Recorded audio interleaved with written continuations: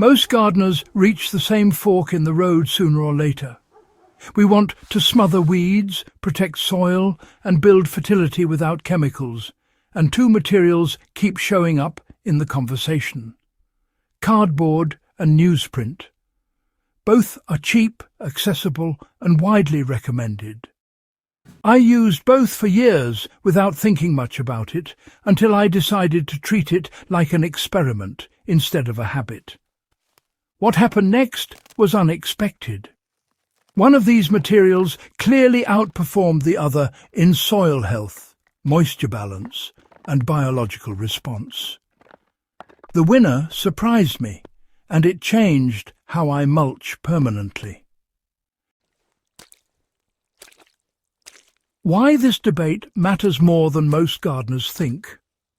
Mulch is not decoration. It is a biological interface between soil and atmosphere.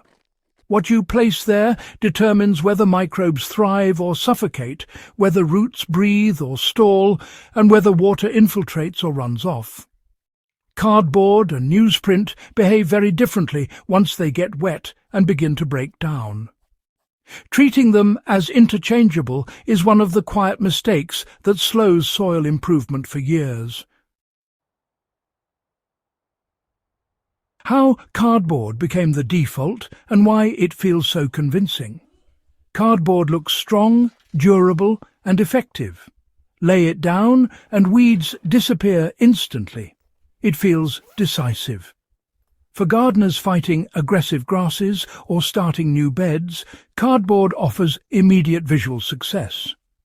Historically, this appeal makes sense. Humans like barriers. We associate thickness with protection. But soil systems don't respond to force the way weeds do. They respond to air, moisture, and biology. What actually happens under cardboard over time? Once cardboard is wet and covered, it compresses into a dense sheet. Oxygen exchange drops sharply. Water penetration slows. Fungal growth is delayed because cardboard fibres are tightly bound and slow to colonize. Earthworms hesitate to cross it. In heavy soils, this can create an anaerobic zone that smells sour when lifted. Cardboard suppresses weeds effectively, but it often suppresses soil life along with them, at least temporarily. Why does newsprint behave so differently the moment it hits the soil? Well, newsprint is thin, porous, and, it's designed to break down quickly. When you layer it just right and keep it nice and moist, it actually conforms to all those little surface irregularities in the soil, rather than just flattening everything out. Air still moves through, water passes down, and honestly, microbes and fungi start colonizing it within just a few days. Worms get busy shredding it and pulling fragments downward. So, instead of acting like a lid, newsprint behaves more like a membrane. And really, that difference changes everything happening below it. Let me tell you what I observed when I compared them side by side. I mulched two adjacent beds at the same time, one with cardboard and one with layered newsprint, both topped with the same organic matter. Within just a few weeks, the bed with newsprint showed faster moisture absorption and noticeably softer soil underneath. Fungal threads appeared sooner, too. When I lifted up sections, the newsprint had already fragmented and mixed into the soil. Now, the cardboard bed, on the other hand, stayed intact much longer, and the soil beneath felt cooler, but, less alive. Sure, plants eventually grew in both, but honestly, the vigour definitely favoured the newsprint side. So, why does soil biology crown a clear winner here? Well, soil organisms actually prefer gradual access. Newsprint feeds bacteria and fungi in a steady way, while cardboard, delays access until it finally collapses. And that delay really does matter. Biology builds momentum early in the season. When microbes get established quickly, nutrient cycling accelerates, and roots just follow. In contrast, cardboard creates a bit of a pause. It works, sure, but it slows down the very system you're trying to energize. It's fascinating. Ancient mulching practices actually ended up favouring materials that are, surprisingly similar to newsprint. Long before paper was even a thing, farmers relied on thin organic layers.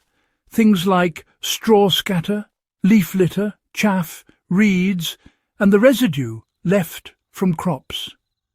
These were all light and fibrous, and importantly, they'd break down rather quickly, becoming part of the soil. They did a wonderful job of suppressing weeds, but crucially, they never sealed the soil off entirely. Now, cardboard, on the other hand, doesn't really have any historical equivalent, simply because nature doesn't tend to produce flat, impermeable sheets. Structurally speaking, newsprint behaves much more like those time-honoured organic mulches than cardboard ever could. So, let's talk about how to use newsprint correctly so it actually outperforms cardboard. First off, layering is absolutely key. A single sheet just won't cut it. You'll want to overlap several layers so that light is blocked, but air can still pass through. Make sure to wet the paper thoroughly. This helps it mould right onto the soil surface. Then cover it lightly with something organic, like chopped leaves or a bit of grass, to keep it from blowing away or drying out in the sun. Do steer clear of glossy or heavily inked paper, though. When you get all this right, the paper just quietly vanishes over time, and meanwhile the soil beneath it keeps getting better and better. There are times, when cardboard still has its place, and times when, it simply does not. Cardboard excels at brute force weed knockdown in those really extreme situations, like when you're converting a lawn or tackling invasive ground cover. But honestly, it should be seen as a temporary construction tool, not as a genuine soil-building material. If you do use it, it works best when it's perforated, torn, or broken up, just to let life through. For ongoing garden management and long-term soil health, though, cardboard is, at best, a compromise. Now, newsprint, on the other hand, is a collaborator. So, why do gardeners keep choosing the weaker option? Well, cardboard just feels safer. It looks, more powerful. Newsprint, by comparison, feels flimsy and perhaps a bit underestimated. Gardening culture often favours immediate suppression over biological patience. But the truth is, soil rewards systems that breathe. Once you experience the difference beneath your hands, preference shifts quickly. What does all this teach us about working with soil rather than against it? The mulch battle between newsprint and cardboard is really at its core about mindset. Do you want to block nature or guide it? Newsprint wins because it aligns with natural processes rather than overriding them. It suppresses weeds, yes, but without silencing the soil. If this deep comparison has changed how you think about mulching, then do make sure to subscribe to the Hydro Haven channel. And please share this guide with gardeners, growers, and soil-focused history enthusiasts who want results that last beyond a single season.